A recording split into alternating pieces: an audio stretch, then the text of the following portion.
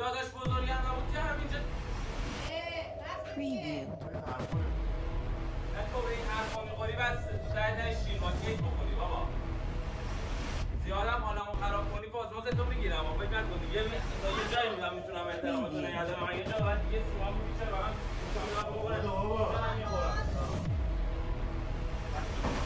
من یه مگه لات در میاد اومده من این کلیپ بریم باز کن کلیپ منو نمی کنم برو با هر خدایی دوست داری بیا خودم هم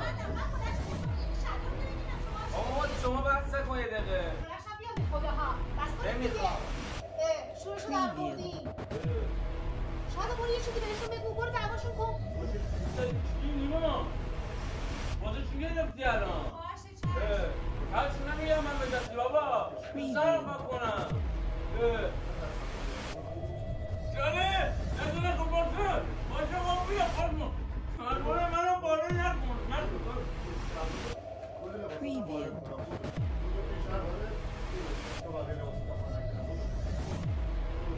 بچه ها سلام، حالتون چطوره؟ آقا من یه ویدیو گرفتم همین چند روز پیش گفتم که نیما ازم چنل گرفته، اینا الکی بود. خب یعنی میخواستم یه مثلا یه الکی بگم که ریاکشن نیما رو ببینم که نیما هیچ ریاکشنی نشون نده و جای ترسناکش هم همینجا، چون هر سری به یه چیزی ریاکشن نشون نمیده برسه به هم میزنه میترکم میگه اصلا دهنمو سرویس میکنه دیگه.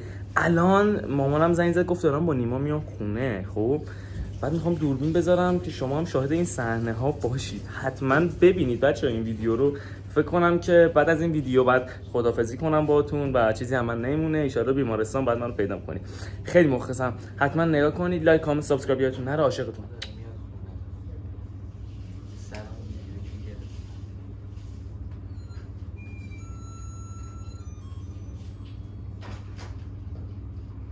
سلام چرا موردم شکلی؟ صدایش کن صدایش کن نیمد از کجا؟ وا نودلیستان رو درست کردی؟ زنگ دادم؟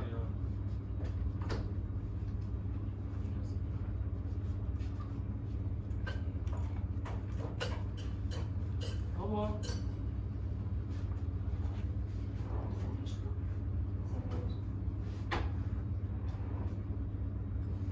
چه چرت و پرتی داشتی توی یوتیوب گذاشتی؟ گذاشتم دیگه ها؟ گذاشتم دیگه من کجا این چنل رو از تو گرفتم؟ گرفته بودی من کی گرفتم چنل رو از تو؟ حالا من خواستم اونجا یه ویدیو بزنم خود غلط کردی الان اومدن نوشتن نیما اومده ازش گرفته چنل رو فلان گوشیمو دزدیده بودن نمیتونستم بگم چیکار میکردم من این کارو میکردم میگفتی گوشیمو دزدیده برای چی میگید نیما چنل رو از من گرفته فلان به من نمیداده گوشیمو دزدیدم نمیگفتن داداشت نبوده با گوشیش ویدیو بگیری نه برای چی باید با گوشی من ویدیو بگیری تونستی بیای گوشی رو گوشی رو نمیدزدیدم به من چه ربطی داره مامان فهمیدی چیکار کرده چیکار کرده؟ برشه یه دونه کلیپ گرفته گذاشته تو یوتیوب. آره داداشم چنلمو ازم گرفته بود و فلان و بیسار و واقعا؟ همه اومدن واسه من بد نوشتن. خب چرا؟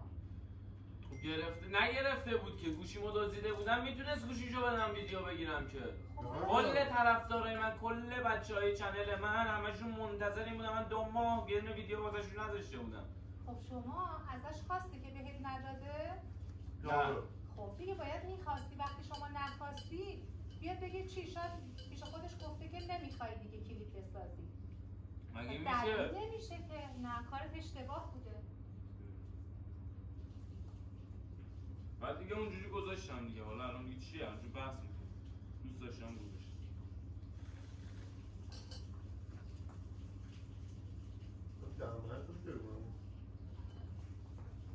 چه همه چی رو میخوای بذاری پای لاتبازی؟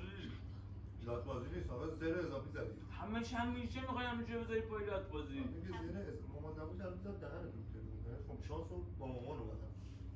با بابا هم میومدی فایده نداشت. مامان اومدی بابا. برو با تانک برو باش کن. فایده نداشت. برو باش کن. برو باش کن. آرمان چنل هم پاک نمیکنم. چنل هم پاک نمیکنم بودو؟ چنل ندونه خب باشه ما بیا پاک شلوار منو بالا نکن. بودو شلوار تو کل لباساتم پاره میکنم. بودو بدو این شلوارت بدو تا بقیه لباساتم پاره نکردم بدو پاکش تو داری چی نیما؟ برو پاکش کن بازه چی گرفتی الان؟ باشه چشم کچ نمیگم من به کسی بابا دوست دارم بکنم من دستم بود برشه برو گم میخوری شلوار منو پاره میکنی درست صحبت کنم نزن چرا همه چی میزه پای داد بازی برو پاکش کن داداش بزرگی شده که فقط بزن یکی بهش بگی دیگه چشم خب کارت اشتباه بوده دیگه بچگی همچی کتک الان بزرگترین تا یه کلیپ داره کتک میزنه بدو پاکش کن پاک نمیکنم حالا تو چرا شلوار بچه رو پاره کرد؟ نگو شلوارمو چیکار کرد شلوار خودم بودم داره میپوشم خب 2 تا برات میخره پاک کن دیگه خب پاک نمیکنم میتونست گوشیشو بهم بده کلیپ بگیرم نگرفتم خب تو نداد بهش گفته بودی نه نگفتم بعد خودش رونش میرسید یعنی چه؟ چه حیوانی ها میزنم دهنش خوب میکنم آرمان نگو الان چیکار کردم و من همه چیزو میخواد از سر پایلات بازی خب من برات میخرم داداش بزرگم نبود که همینجا بسته دیگه تو این حرفا نمیخوری نه تو به این حرفا میخوری بسته تو ته شیر با کیک بخوری بابا زیادم حالمو خراب کنی پاسموز تو میگیرم و فکر نکن دیگه تا یه جایی میدم میتونم احترامتو نگه دارم من یه جا بعد دیگه سیما میپیچه و من گوشام دارم میخورم میزنم میخورم بچه خوشیت مورنگی من یه لات در میاد اومدی من این کلیپ بهم پاک کن کلیپ منو نمیکنم آرمان اومد برو با هم خدای دوست داری بیا دار سر همین حرف چنل رو اگه ازت نگرفتم چنل رو ازم بگیری شکایت میکنم ازت شکایت میره اصلا قرارداد من تو رو نوشتم که هر وقت دوست داشته باشم چنل رو ازت میگیرم اه. حالا چون این حرفا زدی چنل رو ازت میگیرم با وجدانت میخوای چیکار کنی؟ وجدانم راحت آسوده وجدانت راحت